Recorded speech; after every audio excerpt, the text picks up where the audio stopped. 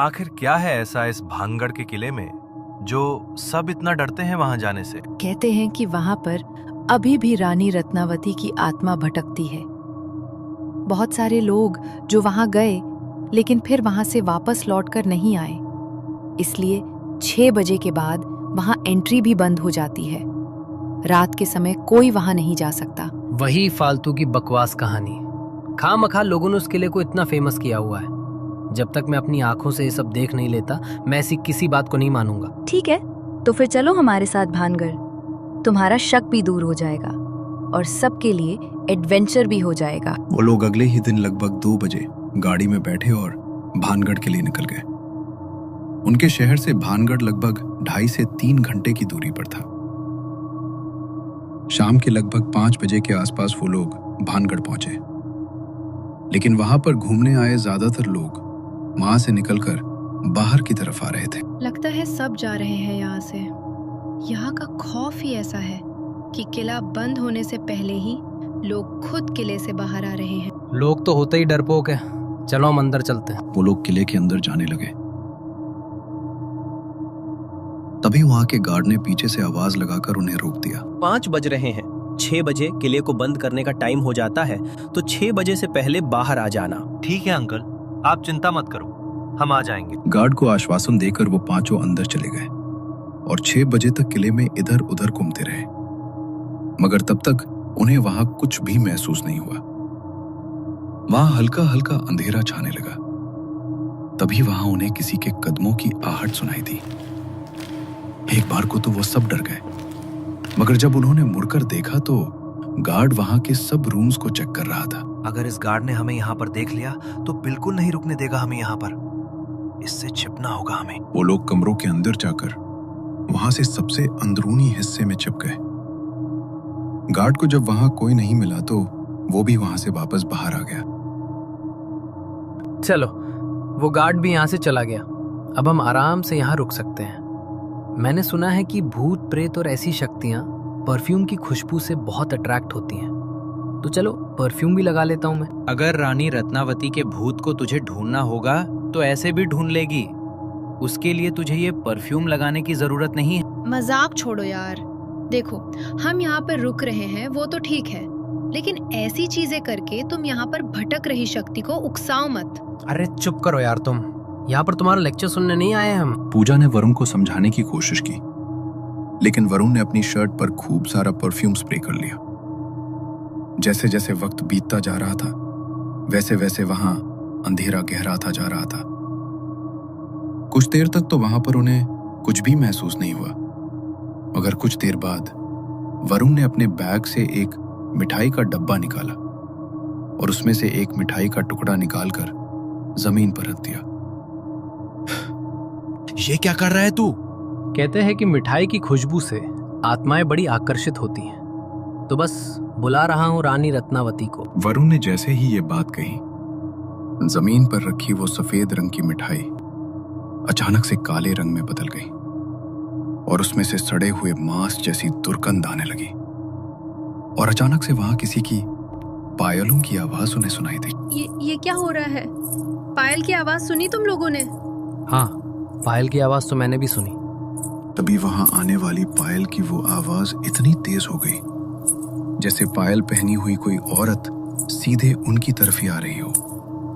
वो पांचों बुरी तरह डर गए और वहां से निकलने के लिए बाहर की तरफ भागने लगे। बाकी सब तो उस कमरे से निकल गए, लेकिन एक पत्थर से वरुण का पैर टकराया और वो वहीं गिर पड़ा। तभी वो पायलों की आवाज ठीक उसके पास आकर रुकी और उसने जैसे ही पीछे मुड़कर देखा तो रानी का लिबास पहनी एक औरत ठीक उसके सामने खड़ी थी और उसके पैर पीछे की तरफ मुड़े हुए थे। उसे देखकर वरुण की जोरदार चीख निकल गई। तभी उस औरत ने वहां पर रखे उस काले रंग के मिठाई के टुकड़े को उठाया तो उसके अंदर से जिंदा कीड़े रेंगते हुए नीचे गिर रहे थे। उस औरत ने अपना घूंघट हटाया और उस सड़े हुए कीड़े लगे मिठाई के टुकड़े को अपनी लंबी जीभ बाहर निकालकर निकल गई। उसका चेहरा इतना भयानक था कि डर के मारे वरुण का शरीर कांप रहा था। तभी उस औरत ने अपने दोनों हाथों को वरुण की तरफ बढ़ाया और उसके हाथ खुद ब खुद लंबे होते गए। लेकिन इससे पहले कि उसके हाथ वरुण की गर्दन तक पहुंचते, उसके दोस्तों ने उसको पैर से पकड़कर उसे बाहर की तरफ खींच लिया और उसे लेकर वो वहां से भागने लगे। इस किले के बारे में हमने जो सुना था वो बिल्कुल सच है।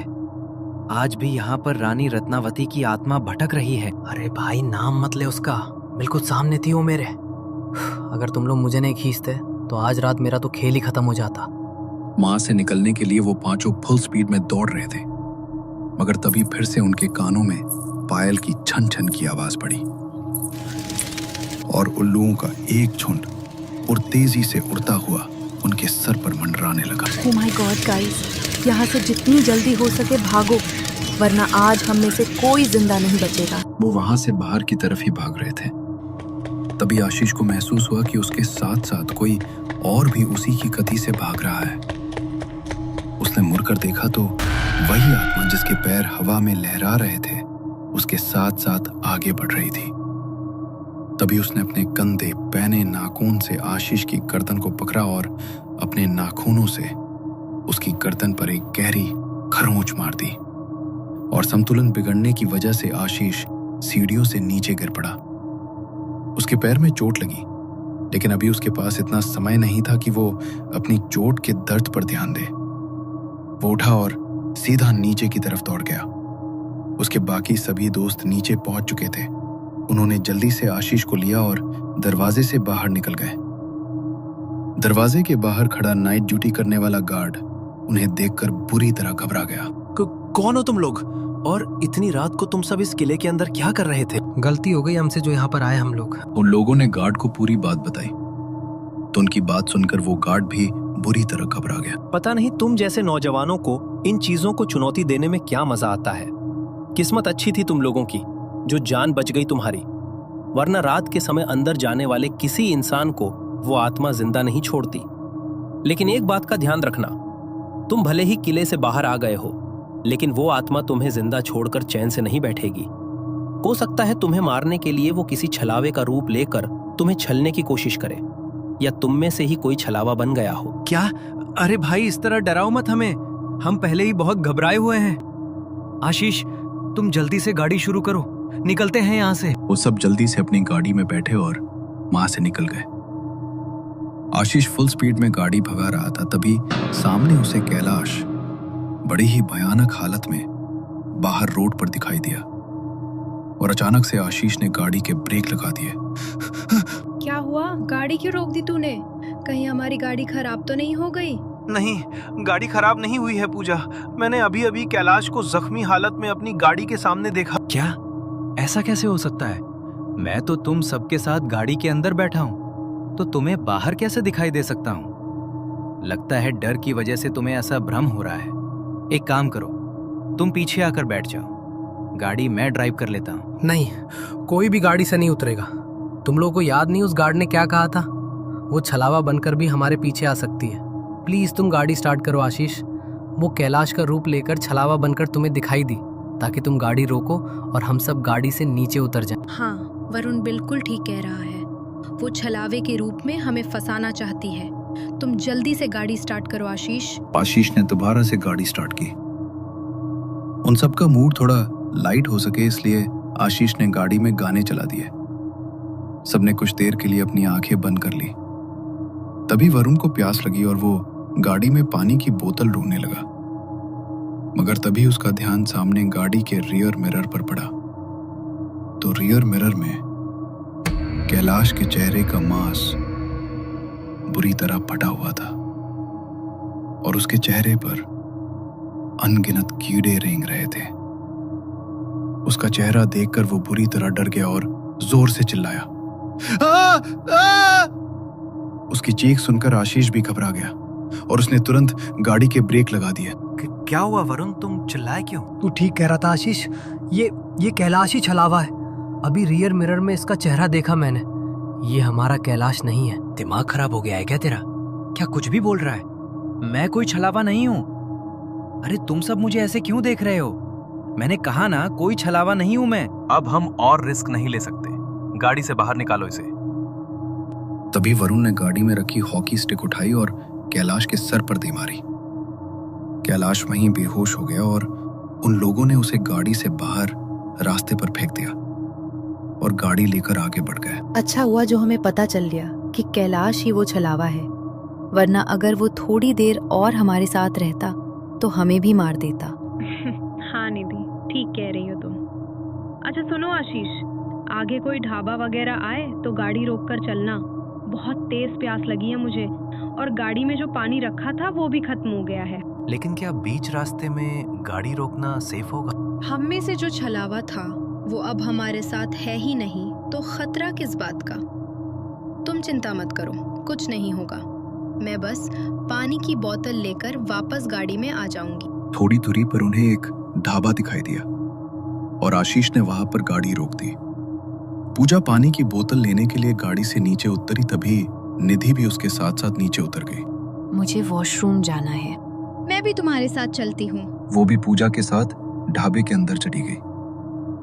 वरुण और आशीष गाड़ी में उन दोनों का इंतजार कर रहे थे, तभी निधि चीखती हुई वहां पर आई और गाड़ी में बैठ गई। उसके माथे पर गहरी चोट लगी थी और हाथ का मांस भी छिला हुआ था। ये क्या हुआ तुम्हें? निधि, ये सब कैसे हुआ? कुछ तो बोलो। अभी कुछ भी बताने का समय नहीं है। प्लीज जल्दी से गाड़ी स्टार्ट करो और निकलो यहाँ से। अरे लेकिन पूजा कहाँ पर है? उसे तो आने दो। वो पूजा नहीं, छलावा है। प्लीज जल्दी से गाड़ी शुरू करो। इतना सुनते ही आशीष ने फुल स्पीड में वहां से अपनी गाड़ी भगाई और तभी उसके दिमाग में कैलाश का ख्याल आया। इसका मतलब कैलाश छलावा नहीं था, असली छलावा पूजा थी और हमने बेफिजूल में ही कैलाश को गाड़ी से उतार दिया। उसे हमने जंगली रास्ते पर फेंक दिया था यार। अगर किसी जंगली जानवर ने उसे नुकसान पहुंचा दिया तो बेफिजूल ही वो मारा जाएगा। नहीं, हम अपने दोस्त को ऐसे मरने के लिए नहीं छोड़ सकते। गाड़ी घुमा आशीष, हमें कैलाश को वापस लेकर आना होगा। नहीं आशीष, यू टर्न मत लेना। मैंने सुना है छलावे को जिस रास्ते पर छोड़ा जाता है उस रास्ते पर मुड़कर वापस नहीं जाया जाता, वरना वो छलावा इसे खुद के लिए आमंत्रण समझकर फिर से पीछे आ जाता है। क्या? तब तो हम चाहकर भी कैलाश को नहीं बचा सकते। हमें माफ करना कैलाश, हम तुम्हारी मदद करना चाहते हैं लेकिन चाहकर भी तुम्हारी मदद नहीं कर सकते। ये सब मेरी गलती है। अगर मैंने यहाँ पर आने की जिद ना की होती तो ऐसा कुछ होता ही नहीं। मेरी वजह से ही पूजा की जान चली गई। ये बातें बोलते हुए आशीष की आंखों में आंसू आ गए और तभी वरुण के पास एक कॉल आई। वरुण ने वो कॉल उठाई तो सामने से आने वाली आवाज को सुनकर उसके होश फाख्ता हो गए, क्योंकि फोन के उस तरफ से आवाज किसी और की नहीं बल्कि निधि की थी। इसका मतलब छलावा पूजा नहीं, निधि है। क्या? इससे पहले कि वो दोनों कुछ भी कर पाते, निधि ने आशीष के हाथ को मोड़ दिया। उसके हाथ से स्टीयरिंग की पकड़ छूट गई और गाड़ी सामने सीधी खाई में जाकर गिरी। अगली सुबह जब पुलिस को खाई में उनकी गाड़ी मिली तो उनके फोन से उन्हें कैलाश और निधि का कांटेक्ट मिला। कैलाश को एक राह चलते आदमी ने हॉस्पिटल में एडमिट करा दिया था और निधि वहां से सीधा कैब करके अपने घर के लिए निकल रही थी। 2 दिन बाद उन दोनों को जब इन्वेस्टिगेशन के लिए पुलिस स्टेशन बुलाया गया तो निधि ने बताया कि उस रात वो किले के अंदर ही बेहोश हो गई थी और जब उसे होश आया तो वो सीधे बाहर ही तरफ भागी। उसे गार्ड ने सब बताया। उसका फोन गिरकर टूट चुका था, इसलिए उसने गार्ड के फोन से वरुण को कॉल की और कैलाश को छलावे ने इसलिए गाड़ी से बाहर निकलवाया क्योंकि कैलाश ने अपने गले में रुद्राक्ष पहना था और वो उसके रहते किसी को मार नहीं सकती थी। बस निधि और कैलाश ही थे जो उस रात भानगढ़ की उस ट्रिप से जिंदा वापस लौट कर आ पाए थे। अब इसे महज इत्तेफाक कहो या भगवान का आशीर्वाद, लेकिन वो दोनों किस्मत वाले थे जो उस रात जिंदा बच गए।